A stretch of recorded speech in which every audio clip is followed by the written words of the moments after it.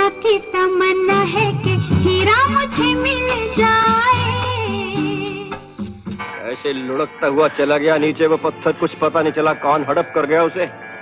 वैसे तू भी लुढ़क जाएगी नीचे और मुड़कर देख नहीं सकेगी। बहुत दूर मुझे चले जाना है, तेरी बाहों में मुझे आज मर जाना है। जो कोई भी बॉलीवुड फिल्मी दुनिया में अपना नाम कमाने के लिए आता, उसे किसी न किसी स्टार मेकर की तलाश रहती है। एक ऐसा स्टार मेकर जो किसी के अंदर छिपे टैलेंट को पहचान कर उसकी आशाओं को पूरा कर सके।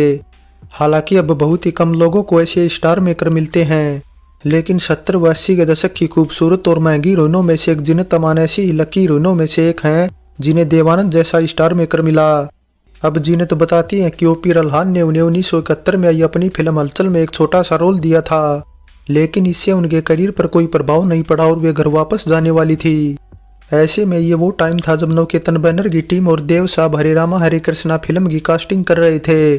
इसलिए फिर वो शख्स ओपी रल्हान ही थे जिन्होंने देव को जीनत अमान का नाम सुझाया, जिसके बाद फिर देव ने जीनत को जसबीर जैनिस के किरदार के लिए स्क्रीन टेस्ट के लिए बुलाया और उन्हें कास्ट किया।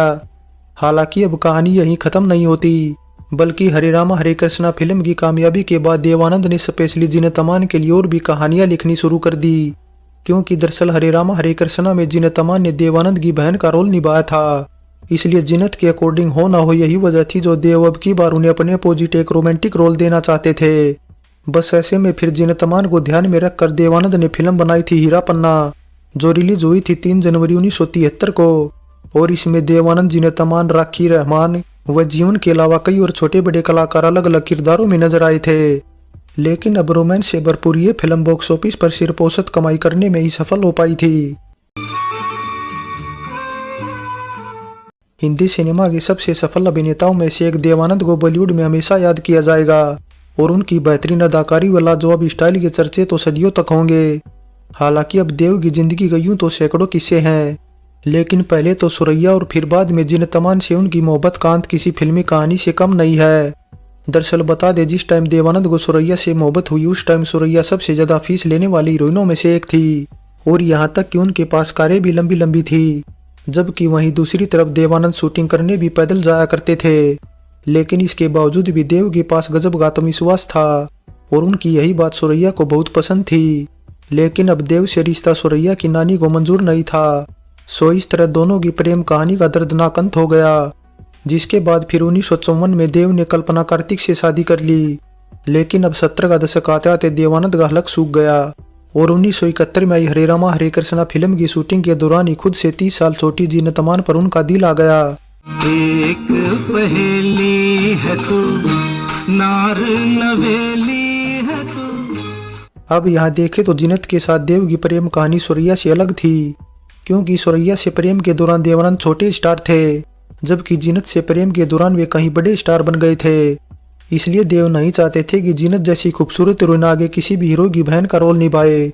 लेकिन अब जीनत करती भी क्या, उन्हें ओफरी बहन के रोल हो रहे थे। सो ऐसे में फिर देव ने उन्हें ऐसे रोल निभाने से न केवल रोका, बल्कि हीरा पन्ना फिल्म में खुद के अपोजिट मेन हीरोइन वाला रोल भी दिया। बस फिर इस तरह देवानंद की छत्र छाया में जीनत अमान न केवल बड़ी हीरोइन बनकर उभरी, बल्कि जल्द ही हेमा मालिनी के बाद बॉलीवुड की नंबर 2 हीरोइन भी बन गई। 70 का दशक आते आते देवानंद एक्टर, प्रोड्यूसर से राइटर डायरेक्टर भी बन गए थे और उनके डायरेक्शन में बनी पहली फिल्म थी प्रेम पुजारी और दूसरी थी हरे रामा हरे कृष्णा, जिसमें प्रेम पुजारी तो बॉक्स ऑफिस पर पिट गई, लेकिन हरे रामा हरे कृष्णा कामयाब रही थी।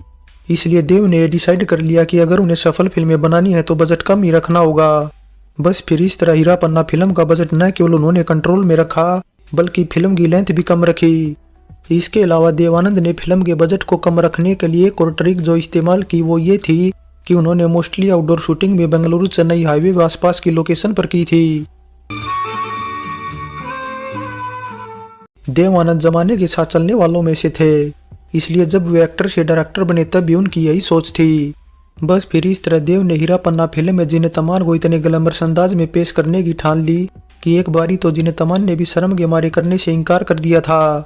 अब दरअसल हुआ यूं कि मैं तस्वीर उतारता हूं गाने के लिए जीनत को बिकनी पहनकर शॉट्स देना था, लेकिन शूटिंग देखने के लिए सेट पर सैकड़ों लोग जमा हो गए थे, इसलिए शर्म के मारे जीनत ने ये सीन करने से इनकार कर दिया।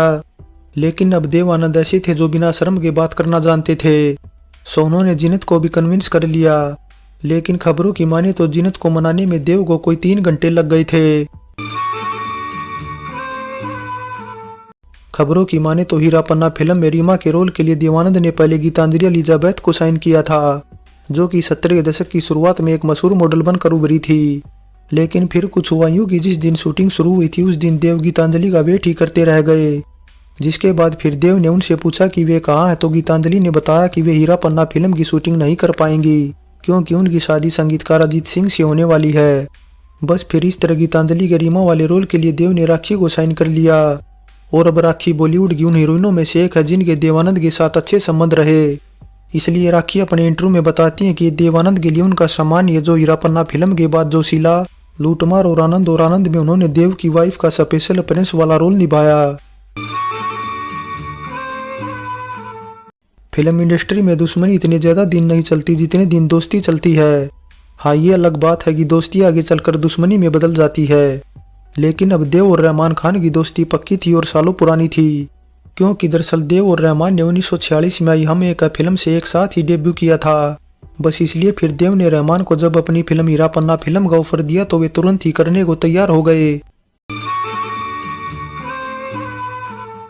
हीरा पन्ना फिल्म में संगीत दिया है आर डी बर्मन ने, वहीं गाने लिखने का काम किया है आनंद बख्शी ने, जिनके लिखे केवल 4 गाने ही रखे गए हैं ऑडियो एल्बम में।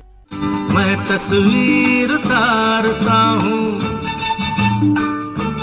बिखरी हुई हसीनों की। अब इस फिल्म का गीत संगीत अच्छा हो और आज भी याद किया जाता है।